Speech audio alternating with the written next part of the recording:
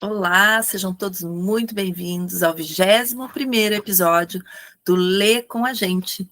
Estamos aqui, então, eu, Lisiane PS e a Débora. Tudo bem, Olá, Débora? tudo bem? Vamos lá para o 21º. Mais um episódio. Isso aí, mais um episódio do Quebrando o Hábito de Ser Você Mesmo, Dr. Joe Dispenza. Então, se aproxime, puxa a cadeira, estamos aqui no capítulo 6, já na metade da obra, página 155. Do pensar e fazer para o ser, o cérebro armazena pensamentos, atitudes e comportamentos habituais. Vocês vão perceber que eu tô com uma pastilhazinha aqui na boca, tá? Mas é só para garganta que tá um pouquinho irritada. Não ter uma crise de tosse. Vamos lá.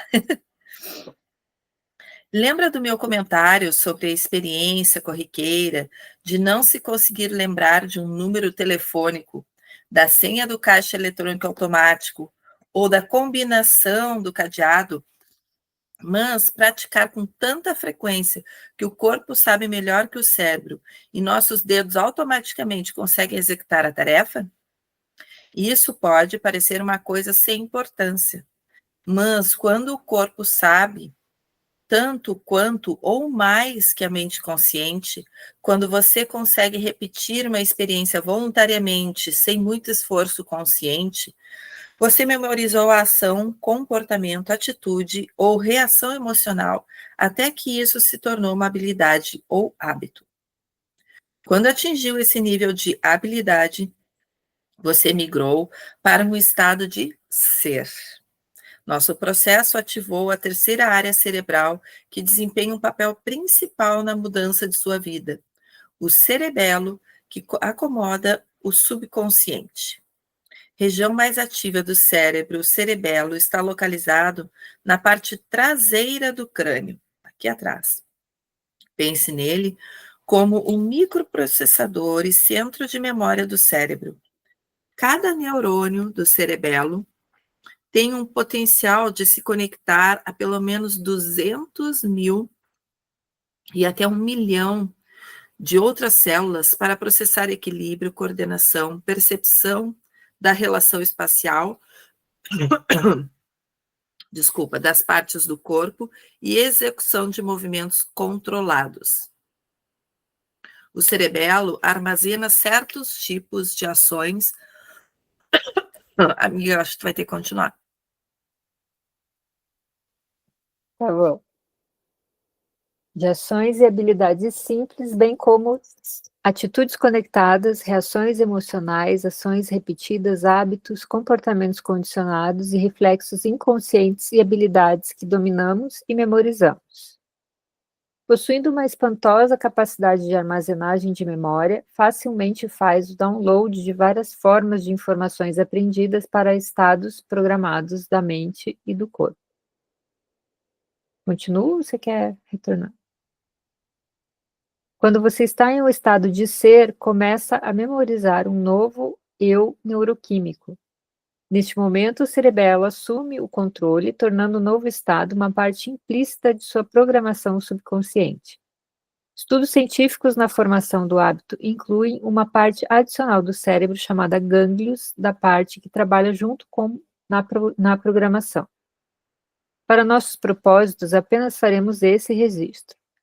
O cerebelo é o local das memórias não declarativas, significando que você fez ou praticou algo tantas vezes que não precisa pensar a respeito. Tornou-se tão automático que é difícil declarar ou descrever como fazê-lo. Quando isso acontece, você chega a um ponto em que a felicidade, ou qualquer que seja a atitude, comportamento, habilidade ou traço que esteve enfocando e ensaiando mental e fisicamente, torna-se um programa inato e memorizado do novo eu.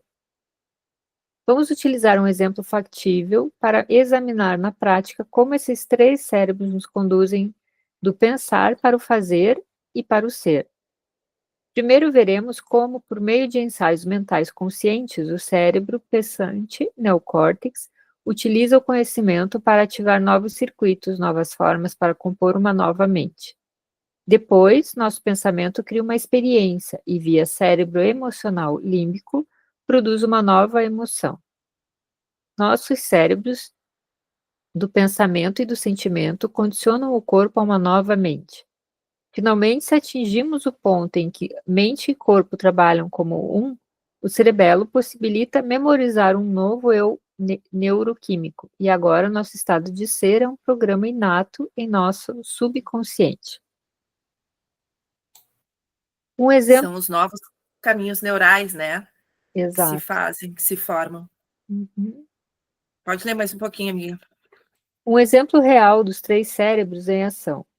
Como um exame prático dessas ideias, suponha que você recentemente leu alguns livros provocadores de reflexão sobre compaixão, incluindo um do Dalai Lama, uma biografia da Madre Teresa e um relato de obras de São Francisco de Assis. Esse conhecimento permitiu pensar fora da caixa. Ler todo esse material forjou novas conexões sinápticas em seu cérebro pensante. Essencialmente, você aprendeu sobre filosofia da compaixão por meio das experiências de outras pessoas, não das suas. Além disso, você sustentou essas conexões neurais, revisando o que aprendeu no dia a dia. Você está tão entusiasmado que está resolvendo todos os problemas de seus amigos, oferecendo conselhos e sendo admirado. Você se tornou o grande filósofo e, intelectualmente, você entende do assunto. Enquanto está dirigindo do trabalho para casa, sua esposa liga para dizer que você foi convidado para jantar com sua sogra dali 3 dias. Você sai da estrada e já está pensando na intensidade com que detesta a sua sogra, desde que ela magoou seus sentimentos há 10 anos. Logo, tem uma imensa lista mental. Você jamais gostou do jeito opinioso dela, do modo como interrompe as outras pessoas, do cheiro e até da comida dela. Sempre que está perto dela, o seu coração acelera, sua mandíbula enrijece e o seu rosto e corpo ficam tensos. Você fica nervoso e somente quer cair fora. Ainda sentado no carro, você lembra dos livros sobre a filosofia da compaixão e pensa no que aprendeu teoricamente. Então lhe ocorre: se eu tentar aplicar o que li nesses livros, talvez eu possa ter uma nova experiência com a minha sogra. O que aprendi que posso personalizar para mudar o resultado desse jantar? Essa frase, Olha que legal. essa frase está sublinhada aqui, ela é É muito potentíssima. importante quando a gente está adquirindo novos padrões, né, Débora? A gente instigar o nosso cérebro com perguntas. E aí, olha o que ele fez, né? Então, ele primeiro viu que ficou engatilhado, lembrou dos aprendizados. Bom, agora como eu uso esses aprendizados para essa área que é desafiadora? Aí ele larga a pergunta, e isso instiga a resposta a vir à tona. Bora lá. E pedindo para personalizar, né, no caso dele. Uhum. Ao cogitar a aplicação desse conhecimento com a sua sogra, algo maravilhoso começa a acontecer. Você decide não reagir com o seu conjunto típico de programas automáticos. Em vez disso, começa a pensar em quem você não quer mais ser e em quem você quer ser. Você se pergunta: como não quero me sentir e como não agirei quando a ver? Seu lobo frontal começa a esfriar. Os circuitos neurais conectados do antigo eu, você está começando a desconectar ou podar aquele funcionamento como identidade do antigo eu. Você poderia dizer: como seu cérebro não está disparando do mesmo modo, você não está mais criando a mesma mente. E aqui eu gostaria de fazer uma vírgula, Lise, que a gente aprende, eu e a Lise, né, a gente estudou técnicas como o Theta Healing juntos, foi até onde a gente se conheceu, e a gente faz o exercício de evitar usar o não, né? Uhum. Então, eu sugeriria que onde ele disse, né, deu a ideia de como eu não gostaria de agir, fazer a pergunta contrária, né? Como eu gostaria de agir perante a minha Uhum. sogra? Como eu gostaria Uhum. de ser diante dela, né? Uhum. Uhum. Para O que ele ficar propõe aqui, desculpa, amiga. O que ele propõe aqui é experienciar, ele queria reafirmar para ele mesmo tudo aquilo que ele não desejava experimentar de novo, né? Então, sim, assim, ó, o que eu não gostaria de experimentar novamente? Bom, daí ok, assim, o sim. cérebro pode te trazer a informação. Porque dessa Bom, forma até você identifica, né, o que você costumava fazer, né? o que eu costumava fazer, que agora já não faz parte mais de mim, eu não desejo mais, eu quero mudar. O que eu quero mudar? Pode também perguntar assim, né? O que eu quero mudar? O que eu desejo mudar? Ah, essa é a atitude. Bom, então o que eu preciso realizar para que isso se Exato. modifique, né? Uhum. A seguir, você revisa o que aqueles livros dizem para ajudar a planejar como você quer pensar, sentir e agir em relação à sogra. Você se pergunta: como posso modificar o meu comportamento, minhas ações e minhas reações, de modo que minha nova experiência conduza a um novo sentimento? Aí você se imagina cumprimentando e abraçando a sogra, fazendo perguntas sobre coisas que sabe que a interessam e elogiando o novo corte de cabelo e os novos óculos. Nos dias seguintes, enquanto ensaia mentalmente o seu novo ideal de eu, você continua a instalar mais hardware neurológico, de modo que terá os circuitos apropriados a postos, de fato, um novo programa de software, quando efetivamente interagir com a sogra. Para a maioria de nós, ir do pensar para o fazer é como inspirar caracóis e apertar o passo. Queremos permanecer no terreno filosófico e intelectual de nossa realidade. Gostamos de nos identificar com o sentimento reconhecível, memorizado de nosso eu familiar. Em vez disso, ao abandonar antigos padrões de pensamento, interromper reações emocionais habituais e renunciar a comportamentos reflexos, depois planejar e ensaiar novos modos de ser, você está se colocando na equação de conhecimento que aprendeu e começando a criar uma nova mente. Está lembrando a si mesmo que você quer ser. Mas há outra peça que devemos abordar agora. O que aconteceu quando você começou a observar a sua antiga personalidade do seu, referente a pensamentos familiares, comportamentos habituais e emoções memorizadas que você havia conectado previamente à sua sogra? De certo modo, você acessou o sistema operacional da mente subconsciente onde esses programas existem, e foi o observador desses programas. Quando consegue notar ou ficar ciente de quem você está sendo, você fica consciente do seu eu inconsciente. Quando você começou a se projetar psicologicamente em uma situação potencial à frente da efetiva experiência, o jantar, começou a reconectar seus circuitos neurais para parecer que o evento ser compassível com a sogra já havia ocorrido. Quando as novas redes neurais começaram a disparar em uníssono, seu cérebro criou uma imagem, visão, modelo ou o que chamarei de holograma, uma imagem multidimensional representando o eu ideal que você estava focado em ser. No instante em que isso aconteceu, você tornou o que estava pensando mais real do que qualquer outra coisa. O seu cérebro capturou o pensamento com experiência e atualizou a sua massa cinzenta para parecer que a experiência já havia ocorrido. Muito bom, ele dá bem o caminho aqui, né? Sim. Completo do exercício. E quando as resistências aparecerem, ou tu ainda te vê cultivando o desejo de permanecer onde tu estás, né? Mas isso não adianta. Não adianta, porque ela é uma pessoa assim, é uma pessoa assada. É que isso não se refere ao que o outro tem para te entregar, se refere a como tu queres agir diante da vida, né? Como tu deseja ser diante da vida, que tu deseja sentir. Porque mudar o outro cabe só ao outro, né? Não cabe a nós. Assim, utilizando esse exemplo aqui dele. E se mesmo assim tu percebe ainda resistência em modificar esse tipo de, né, alteração aí de postura e de decisões, aí, de tomada de decisões, tem dois caminhos. Ou tudo bem, é o teu tempo, né? Ok, acolhe isso, ou percebe o que tu ainda aprende com isso, né? Porque nós, dentro de equívocos repetitivos, por mais que a gente tenha consciência e não deseje mudar, ainda existem aprendizados. A gente ainda se apega a birras, a resistências, a brigas, a situações adversas, quando ainda nós temos que aprender com isso. Então, você aprende sobre respeito, né? Você aprende sobre ser respeitado. Quando foi a primeira vez que tu te sentiu deixando de ser respeitado? E que tu não resolveu lá no passado e que agora não tolera mais nada e nem ninguém que seja adverso a esse tipo de... ao que tu acredita, né? No hoje, no aqui e agora.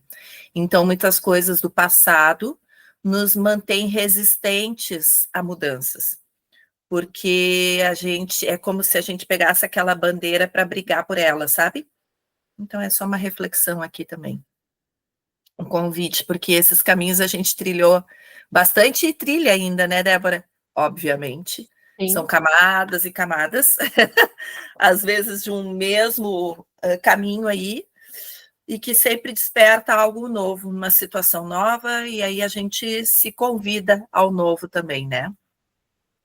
Peraí, deixa eu só arrumar aqui meu dispositivo. Aí vamos entrar, então, vamos seguir só mais um pouquinho. Bem pouquinho mesmo, vamos lá, na página 159. Incorporando conhecimento por meio da experiência, ensinando ao corpo o que a mente aprendeu. Logo chega a hora e você se vê sentado no jantar, cara a cara com a sogrinha. Em vez de reagir reflexamente quando os comportamentos típicos dela se manifestam, você permanece consciente, lembra o que aprendeu e decide testar. Em vez de julgar, atacar ou sentir animosidade, você faz algo completamente diferente. Como os livros encorajaram, você fica no momento presente, abre o seu coração e realmente escuta o que ela está dizendo. Você não a mantém mais no passado. Olha, não a mantém mais no passado. E eis que você modifica o comportamento e refreia as suas reações emocionais impulsivas, criando desse modo uma nova experiência com a sua sogra. Isso ativa o cérebro límbico a preparar uma nova mistura de substâncias químicas que gera uma nova emoção.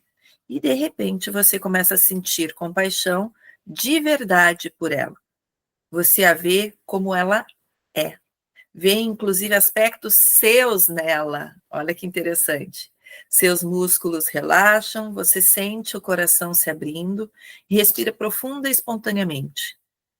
Você teve um sentimento tão maravilhoso nesse dia que ele perdura. Agora você está inspirado e com a mente aberta e constata que ama a sua sogra de verdade. Quando combina seu novo sentimento interno de boa vontade e amor com essa pessoa em sua realidade externa, você então conecta com paixão a sua sogra. Então tu liga, né, o sentimento com o externo ali. Você forma uma nova memória associativa. Assim que você começou a sentir a emoção da compaixão, de certo modo, instruiu quimicamente seu corpo sobre o que sua mente sabia filosoficamente. E isso ativou e modificou alguns de seus genes. Agora você foi do pensar ao fazer. Seus comportamentos correspondem às suas intenções conscientes. Suas ações se igualam aos seus pensamentos. Mente e corpo estão alinhados e trabalhando juntos. Você fez exatamente o que as pessoas fizeram em seus livros. Assim, ao aprender sobre a compaixão intelectualmente, com o seu cérebro e mente, e depois demonstrar esse ideal em seu ambiente por meio da experiência, você incorporou esse sentimento elevado. Você simplesmente condicionou seu corpo a uma nova mente de compaixão. Sua mente e seu corpo estão trabalhando juntos. Você incorporou a compaixão. De certo modo, a palavra tornou-se carne. E aí, a partir disso, dessas experiências positivas, tu vai, então, acionando essas novas memórias, porque agora elas são tuas, não são mais dos livros, e vai, então, se nutrindo para próximas experiências, né? Até o momento onde isso vira tão automático que tu não precisa nem fazer esse trabalho mental. Digamos que tu te veja numa situação em que não foi tão previsível quanto esse jantar que foi programado, né? Uma situação assim que tu esbarra com alguém na rua ou com alguma situação desafiante ali no dia a dia, e aí tu já tem essa habilidade de acionar esse novo caminho neural e buscar essa informação que tu é capaz, sim, de nesses momentos fazer o que mesmo? Aí tu lembra todo aquele passo a passo. Claro que isso vai vir automático, é que nem o andar de carro que ele deu como exemplo aqui agora há pouco, né? Chega uma hora que tu já entra no piloto automático, tu nem te dá conta mais que tu está dirigindo. Então, o mesmo é para todas as coisas que nós formos desenvolvendo na nossa vida, né? Essa nova percepção, esse novo olhar, essa nova forma de ser. Vamos finalizar, Débora? Aqui por aqui, porque se a gente seguir adiante, vem bem mais babado. Então, para que fique confortável aí para tudo, para todos, nós encerramos então aqui o 21º episódio do Lê com a Gente.